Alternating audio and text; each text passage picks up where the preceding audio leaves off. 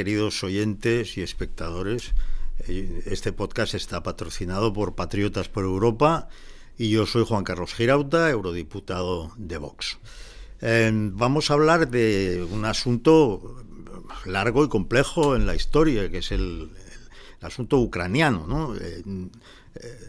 Al ser noticia y al ser noticia de máxima actualidad, ya desde, lamentablemente, durante 3 años que dura esta guerra espantosa, y ahora con la posibilidad de que haya un acuerdo, pues lógicamente estamos un poco surfeando la noticia y surfeando incluso los conocimientos sobre la cuestión, ¿no? Pero no está de más que hagamos una pequeña revisión histórica. Ucrania tiene, digamos, muchos motivos para temer a Rusia, y los tiene en la medida en que, formando parte de la Unión Soviética, sufrió un genocidio. El Holodomor fue un genocidio por hambre, con aproximadamente 5 millones de víctimas. Fue una cosa espantosa. Y además fue resultado de la ingeniería social, de políticas económicas de estricta planificación perversa, basadas en la confiscación de bienes de los pequeños granjeros, los famosos kulaks. En fin, la confiscación provocó un desabastecimiento que a su vez, terminó, como digo, en una hambruna terrible, donde se dieron escenas que son infernales, ¿no? Que solo pensar en ellas uno puede entender por qué en la memoria de Ucrania pesa tanto esta aversión, ¿no? Otros dicen que si te vas más atrás en la historia encuentras el origen de los rusos. Esto es un tema distinto. Estamos, digamos, hablando de historia contemporánea. Hace un siglo hubo 5 millones de muertos por una hambruna provocada. Y eso hay que saberlo. El Holodomor, sufrido por los ucranianos, que se mantiene, como digo, en la memoria. Pasan los años, pasa la etapa de la Unión Soviética, Ucrania se convierte en un país independiente, salen de ahí todas las armas nucleares, porque estaba lleno de armas nucleares. Y sucede una cosa. Hace 11 años, en el año 2014, los rusos ocuparon Crimea. Debemos decir que hay una comunidad rusa o ruso-hablante en una zona de Ucrania, lo cual, en la visión expansionista, imperialista de Putin es un imperialista en el sentido estricto, es decir, que él se comporta como un zar y que tiene una visión de las relaciones internacionales y de su papel en el mundo de tipo imperial. O sea, Putin no se ve como un interlocutor igual a un presidente de otro país. Él se siente un emperador, y además un emperador de un gran imperio que ha sido injustamente tratado y postergado, etcétera, ¿no? Es decir, una especie de zar en su imagen, y las teorías que sustentan, o sea, la doctrina que sustenta su visión del mundo es una doctrina de la geoestrategia, no es una doctrina de los valores, de atenerse a valores, como puede ser la doctrina, al menos la declarada en la Unión Europea desde hace mucho tiempo, ¿no? ¿En qué se basan las relaciones? Se basan en valores y en respeto a las reglas. Pues bien, Putin no. El problema con el tema de los valores y el respeto a las reglas es que haces cuando otro no respeta las reglas y no se mueve por valores. Se mueve por una lógica que es la lógica que existía antes, que es la de los tapones, la de los estados tapón, la de las marcas. Es decir, para Rusia es plenamente lógico que entre ella y la Europa occidental, digamos, ¿no? la que permaneció dentro del mundo democrático después de la Segunda Guerra Mundial, haya tapones, haya estados que son estados títeres, que en realidad están en sus manos. Pues en la misma lógica con la que en el año 56 invadieron Checoslovaquia con tanques, o en el 68 en el 56 no invadieron Checoslovaquia, invadieron Hungría, y en el 68 Praga, pues con la misma lógica se mueve Putin, con la de la Unión Soviética y con la de los zares. Es decir, lo más normal del mundo es que mi imperio tenga una serie de estados tapón para protegerme. Que si alguien me ataca, primero se las tenga que ver con un estado que yo muevo. Y ellos, mientras Europa seguía y avanzaba con su idea de una sociedad de valores y de respeto a las reglas, a las normas internacionales y tal, pues en pleno 2014, ¡pum!, ocupa Crimea. Yo estaba en el Parlamento Europeo en aquella época, hace 11 años, y me acuerdo muy bien de lo lamentablemente blanda y débil que fue la respuesta europea. Lo recuerdo muy bien. Y esto no se puede olvidar, porque era Putin ya el que estaba allí. Y Putin leyó las señales. ¿Y qué otra señal podías leer? Aparte de la debilidad extrema de Europa. Cuando se invade un país europeo, porque se estaba invadiendo, se estaba ocupando un país europeo que se había echado a la calle para reclamar su entrada en la Unión Europea. Entonces, esto han pasado 11 años y la gente lo sigue exclamando muy emocionada, pero además de emociones, que parece que en la época woke solo existen las emociones, está la realidad. O sea, además de las emociones, hay que hacer una lectura fría de los acontecimientos. Yo recuerdo gente condenando con palabras cargadas de sentimiento aquellos actos y tal.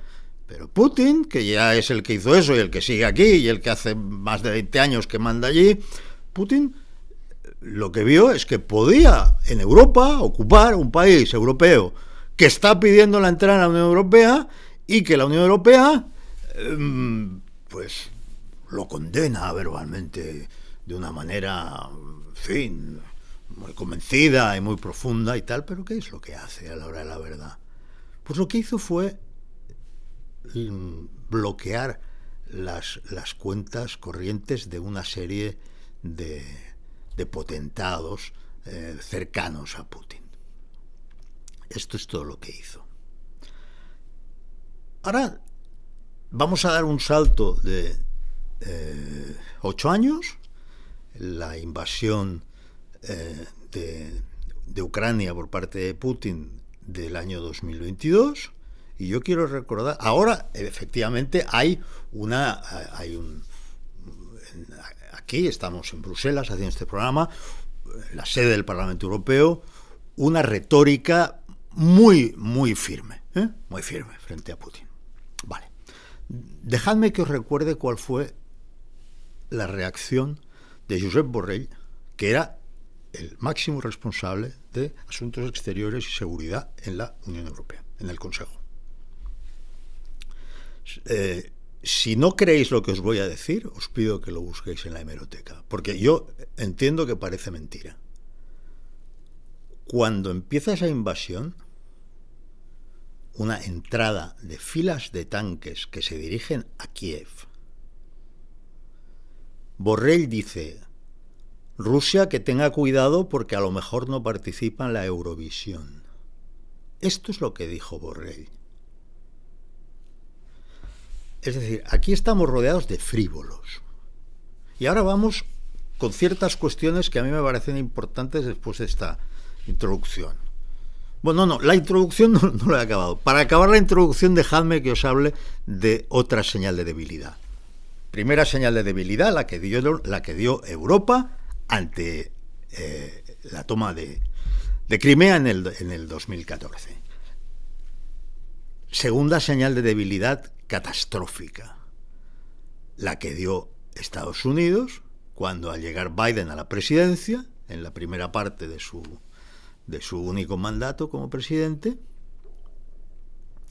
decide la retirada de las tropas de Afganistán, primero de Irak, de Irak y luego de Afganistán, pero una retirada completamente vergonzante.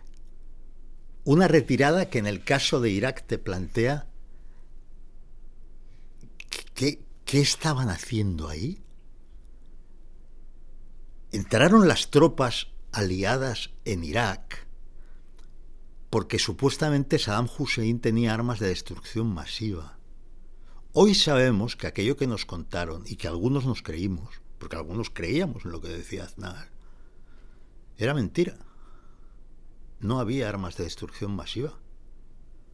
Fue una excusa de los dirigentes políticos estadounidenses, secundados por Tony Blair, a pesar de que era laborista, pero plenamente identificado con esta filosofía neocon, y de Aznar, para entrar con todas las tropas en un país central del Oriente Medio, desde el cual se podía llevar a cabo su utopía, y uso la palabra con la que se refiere John Gray, el filósofo británico, al neoconservadurismo, al movimiento neocon, al pensamiento neocon. Dice, es una utopía como lo fue la anarquista o la comunista. Es una utopía. El movimiento neocon, el pensamiento neocon, se centraba, o sea, se basaba en una idea fuerza, una idea fundamental, que es que la democracia liberal se podía imponer por la fuerza en todo el mundo. Y eso es lo que se fue a hacer a Irak. Porque la reacción de me han tirado las Torres Gemelas, me voy a Irak porque tiene armas de destrucción masiva. No, es que primero Irak no le había atacado, efectivamente Saddam Hussein era un dictador sanguinario, efectivamente había gaseado a los kurdos, pero nos podían haber dicho la verdad. Es decir, podían haber dicho, mira, ahora como somos neocon los que mandamos ahora, pues vamos a decir perfectamente, este tipo gasea a los kurdos y este tipo asesina gente y vamos a entrar. ¿Por qué? Porque consideramos que los derechos humanos hay que protegerlos en cualquier lugar del mundo, aunque sea entrando en un país ajeno. Ellos se inventaron lo de las armas de destrucción masiva, por lo cual el neocon laborista, pero neocon Tony Blair, ha pedido disculpas. Aznar todavía no ha pedido disculpas y se las tiene que pedir a los que nos lo creímos. Yo creí en Aznar y nos engañó. Bien, cuando Biden retira después de 20 años, de 18 años, las tropas de Irak, y cuando retira después de 20 años las tropas de Afganistán, sin que quede nada, sin que tenga sentido una operación tan larga y costosa, cuyas víctimas se cuentan por centenares de miles, ¿qué lectura va a hacer Putin? Si se escapa, parece que se escaparan. Es que hubo una huida. De repente, los estadounidenses y sus aliados huimos de allí. Y además en condiciones que recordaban de forma muy inquietante a el desalojo de los últimos que quedaban en Saigón al acabar la guerra de Vietnam. Es una imagen que posiblemente muchos de vosotros tengáis en mente, de un helicóptero en una azotea y la gente subiéndose y sobrecargando el helicóptero vacilando, ¿no? Bueno, estos son dos señales de debilidad, la de la reacción europea y las retiradas de Biden. ¿Y cómo va a leer ese lobo? ¿Cómo va a leer esas dos señales de debilidad? Pues como que yo me voy a meter en me voy a meter en Ucrania hasta la cocina y nadie me va a parar. Bueno, hay un punto porque le podía haber salido bien, ¿eh? ¿Cuál es el fallo? ¿Cuál es el error de Putin y de su grupo? Posiblemente un error causado por lo que se conoce como el group thinking, es decir, que de un grupo de personas que se van engañando a sí mismas y no ven una cosa que yo sí vi, ya ves, ¿no? Yo solo vi y publiqué y si alguien no lo cree, tengo las pruebas de que lo publiqué 2 meses antes de la invasión. Los ucranianos se iban a defender. Las tropas que entraron en Ucrania, las tropas que entraron en largas filas de tanques, estaban convencidas de que les iban a aplaudir al llegar a Kiev, que la gente quería ser rusa. y llevaban una medalla conmemorativa. No sabían que Ucrania es un país que tiene el Holodomor en la conciencia, que tiene unos jóvenes y maduros, que han hecho 6 meses de servicio militar en guerra de verdad, porque no es lo mismo hacer el servicio militar que estar en una guerra de verdad, y ellos lo han estado, y que son una gente muy brava, tan brava que les ha aguantado 3 años. Así que, por concluir, sí, la invasión de Ucrania es una invasión, es una agresión intolerable, contraria a todo el derecho internacional, contraria a la mínima decencia, contraria a cualquier cosa que podamos defender, basada en una visión imperialista de alguien que se cree que todo el mundo tiene que servir a su imperio. Basada la decisión en signos de debilidad europeas y estadounidenses. Y después de 3 años, Ucrania está desangrada. Y Rusia no tiene un problema demográfico. Rusia dicen que ha perdido 800.000 hombres. No sé si ha perdido tantos, pero yo he leído que ha perdido 800.000 hombres. Y le importa un comino y puede seguir enviando. Ucrania no. Esta guerra tiene que terminar. Pero evidentemente tiene que terminar en condiciones que sean dignas para Ucrania, que es el país agredido. Y aquí es donde hay que hacer un ejercicio de racionalidad. Parece que en esta casa, en el Parlamento Europeo, haya gente que quiere que la guerra continúe sine die a base de que sigan muriendo ucranianos. Un momento. Trump está intentando una negociación. La gente que dice que está negociando, que está llegando a un acuerdo Trump con Putin, no entiende que si Ucrania no lo acepta no hay acuerdo, por lo tanto es evidente que Ucrania tendrá que formar parte del acuerdo y que si lo hace será voluntariamente, porque no le van a obligar después de estar muriendo 3 años y en las condiciones más penosas del mundo, resistiendo, no la vas a obligar a firmar un acuerdo si no quiere. Claro que Zelensky estará en el acuerdo o no habrá acuerdo. Eso va de suyo, ¿no? Pero estos amantes de la guerra que dicen, no se puede acabar hasta que no sé qué. ¿Eres tú quien te juegas la vida? ¿Son tus hijos quienes se juegan la vida? ¿Son tus hijos? Luego, ante el movimiento de Trump, que ha dejado a Europa en el lugar en el que geoestratégicamente se merece, que es ninguno, este no ha contado con ella. Luego se pueden reunir en París y decir, bueno, haremos un ejército europeo. Sí, bueno, háganlo, y cuando lo hayan hecho hablamos, ¿no? Pero de momento no tienen ningún papel y eso les molesta. Para cubrir la imagen, a lo mejor sí que le permitirán tener algún papel en un momento dado y tal, pero yo creo que el tema es tan apasionante que deberíamos cortarlo aquí, ¿no? Y no sé si estamos en el tiempo de cortarlo.